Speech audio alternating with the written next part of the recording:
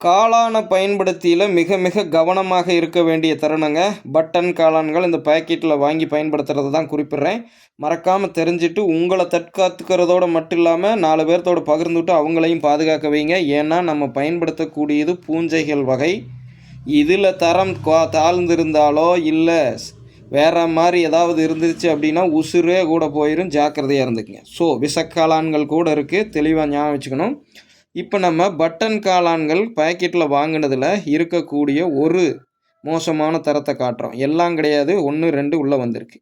இப்போ இந்த மாரி சில்லிகள கடையில சாப்பிடையில இந்த மாரி விஷயத்தையெல்லாம் அவங்க தவிர்க்க வாய்ப்பு இருக்காது. என்ன பண்ணுவாங்க? அறுத்து போட்டுருவாங்க. நம்ம சொல்லக்கூடியது என்னன்னா, இந்த இடத்துல உடைச்சு பார்த்தீங்கன்னா, இதோ இந்த இடம் அழுகி இருக்கு பார்த்தீங்களா?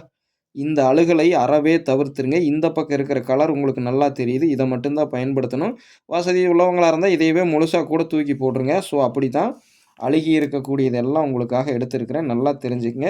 இந்த மாரி இருக்கிறத தூர தூக்கி போட்டு போட்டு மீதிய பயன்படுத்துங்க. குறிப்பா சில்லி போடையில வேக வச்சு பயன்படுத்துறப்ப கூட பெரிய பாதிப்பு இருக்காது. சில்லி போடையில அறவே இத தவிர்த்தணும்.